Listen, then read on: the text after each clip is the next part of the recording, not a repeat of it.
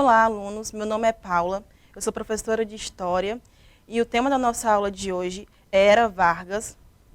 Esse é um período que compreende de 1930 a 1945, onde Getúlio Vargas ele esteve à frente do poder. E na aula de hoje a gente vai ver como ele chegou ao poder, como ele se manteve no poder, começando pelo contexto histórico de como ele chegou ao poder. A República em crise, fator econômico. O ano de 1930 ele foi difícil para os cafeicultores brasileiros. De acordo com o historiador Boris Fausto, o volume de vendas do café caiu mais de 35% naquele ano. E a principal causa da queda das exportações do produto foi a crise mundial do capitalismo. Que crise mundial do capitalismo foi essa? Foi a da queda da Bolsa de Nova York, onde os Estados Unidos ele passou por essa crise de 1929 e afetou várias outras nações, não só os Estados Unidos, mas inclusive o Brasil também, porque os Estados Unidos ele comprava o café brasileiro e devido a essa crise ele deixou de comprar, não todo, mas boa parte. E devido a esse fator econômico, também temos o fator político, que os dois estão ligados. Porque o enfraquecimento econômico dos cafeicultores também significou o declínio do seu poder, contribuindo para desestruturar as bases políticas que sustentavam a Primeira República. Que base política era essa? Era a base do café com leite, onde Minas e São Paulo eles revezavam quem estaria à frente desse poder. E devido a essa queda da venda do café e essa crise econômica, eles acabaram não chegando a um acordo. Minas Gerais queria que fosse indicado o candidato Carlos Ribeiro Andrada, e já os de São Paulo queria que fosse Júlio Prestes. E o Washington Luiz acabou indicando o Júlio Prestes, o que deixou os representantes de Minas muito descontentes. Por isso, nesse cenário de insatisfação política, que surge a Aliança Liberal.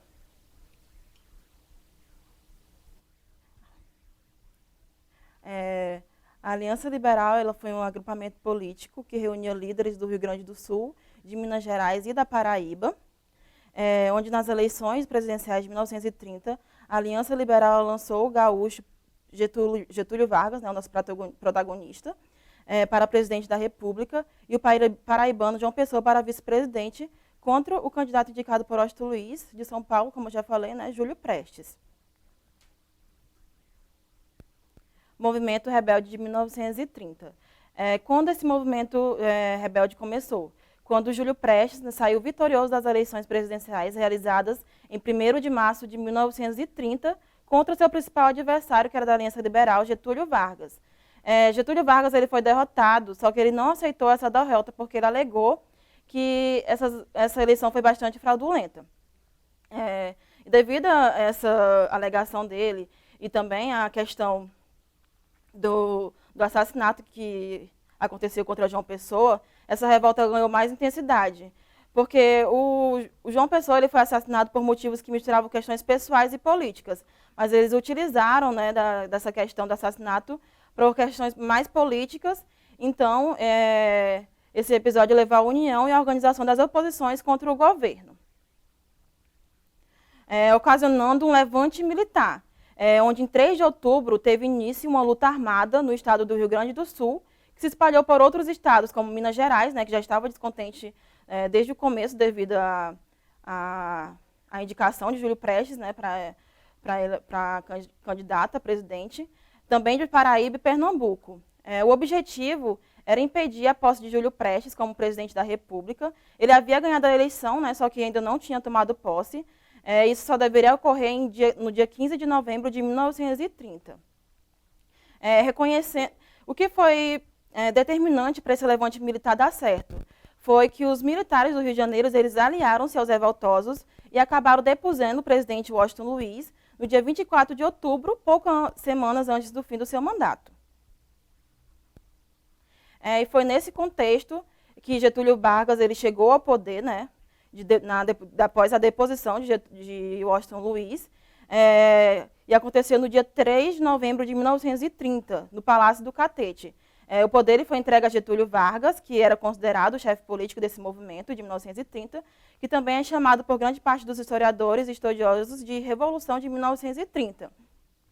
Dessa forma, terminava a Primeira República, né, que eu disse no começo que estava em crise, e tinha início uma nova etapa da história do Brasil, que seria marcada pela política do líder gaúcho Getúlio Vargas. Getúlio Vargas, quando ele chega no poder, ele tomou medidas, né, para assumir o controle político do país, e entre as suas primeiras providências destacam-se a suspensão da Constituição Republicana de 1891, o fechamento dos órgãos do Poder Legislativo, como Congresso Nacional, Assembleias Legislativas e câmaras municipais.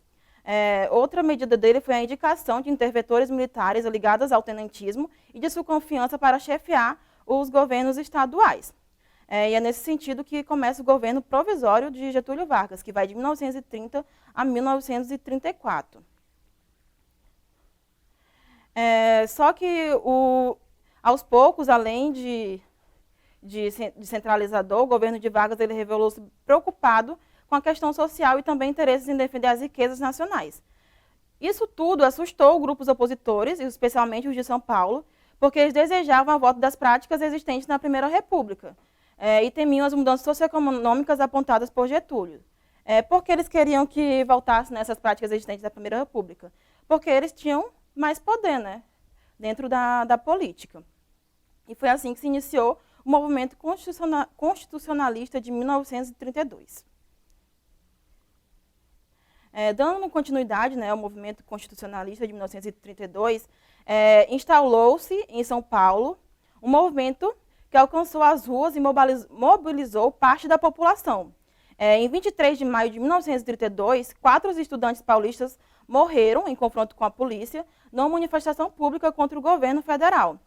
E esse fato do assassinato desses alunos foi que exaltou ainda mais os ânimos. No dia 9 de julho de 1932, então, a partir desses conflitos, teve início a chamada Revolução ou Revolta Constitucionalista, que mobilizou 30 mil pessoas armadas em São Paulo para lutar contra o governo federal. Só que esse movimento ele acabou fracassando, né, porque os rebeldes acabaram derrotados pelas tropas federais, que elas eram mais numerosas e bem mais equipadas do que esse movimento, né? Dessa forma, chegou ao fim. Depois de 3 meses, o movimento constitucionalista. Só que Getúlio Vargas, para não se indispor com essa elite do Estado, né, que embora ele foi derrotado militarmente, ele tinha um grande poder socioeconômico. Então, o governo federal ele convocou eleições para uma Assembleia Nacional Constituinte, que era a principal reivindicação formal desse movimento de 1932. Então, com essa convocação da Constituinte, que começa o governo constitucional de Getúlio Vargas, que vai de 1934 a 1937.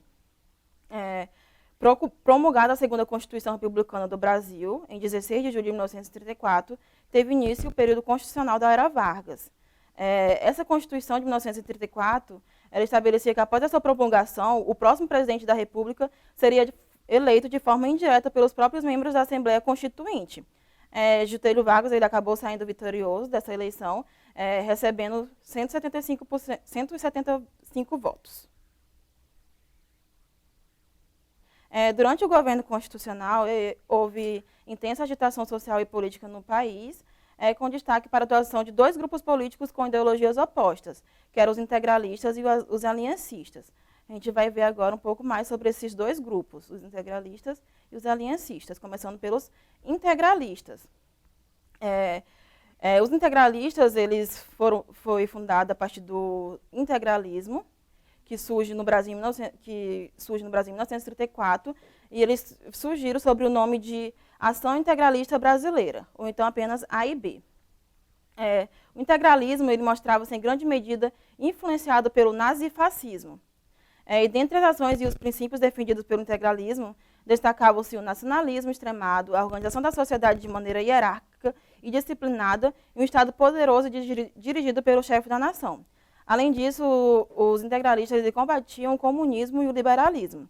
A gente pode ver na imagem qual era o lema, né, desses integralistas? Um dos lemas, família, Deus e pátria.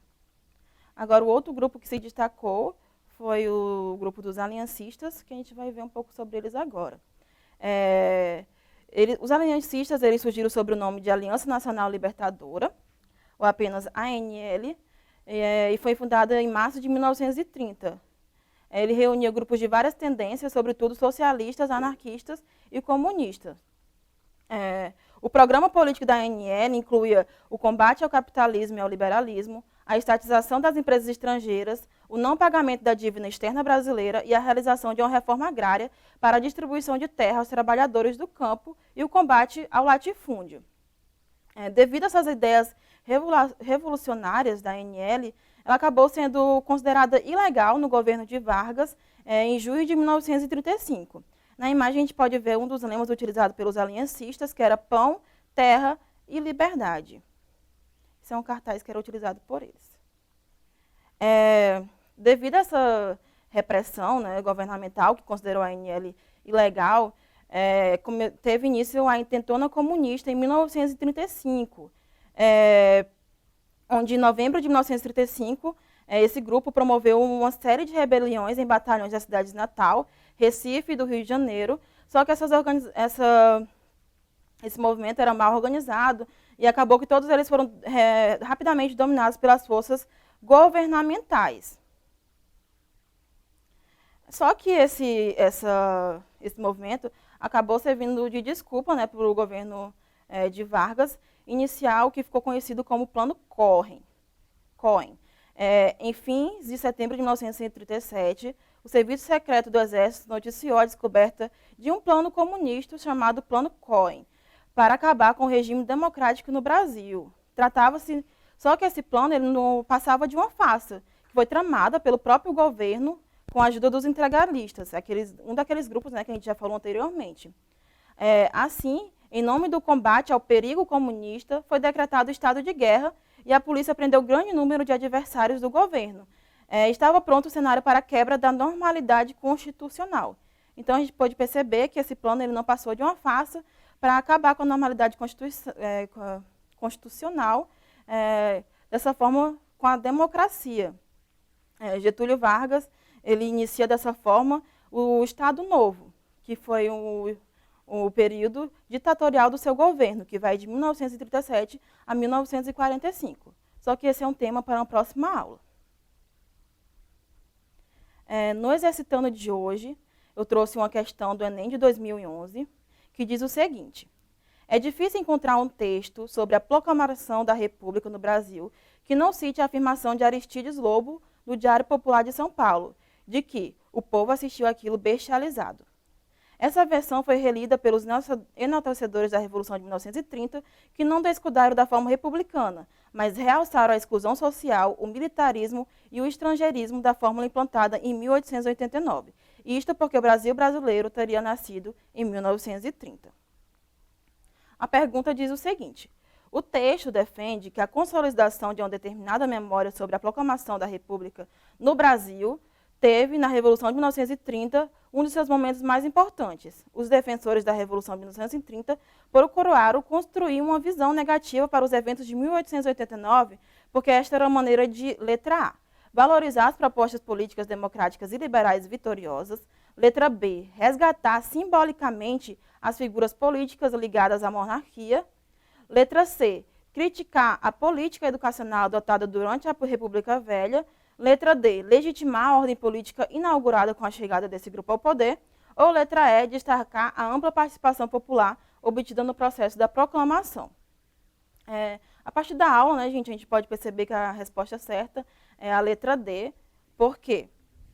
Porque assim que esse governo de Getúlio Vargas chega ao poder, ele tenta, né, legitimar a sua chegada ao poder, então ele começa a falar mal dessa Constituição de 1889. A gente estudou na aula de hoje, né, sobre como Vargas ele chegou ao poder, como ele se manteve e as tensões políticas e de grupos diferentes que estiveram acontecendo naquele momento. E a gente pode perceber que a figura de Vargas ela é bastante polêmica e tem alguns que amam e alguns que odeiam. Foi isso, gente. Obrigado pela atenção. Até a próxima aula.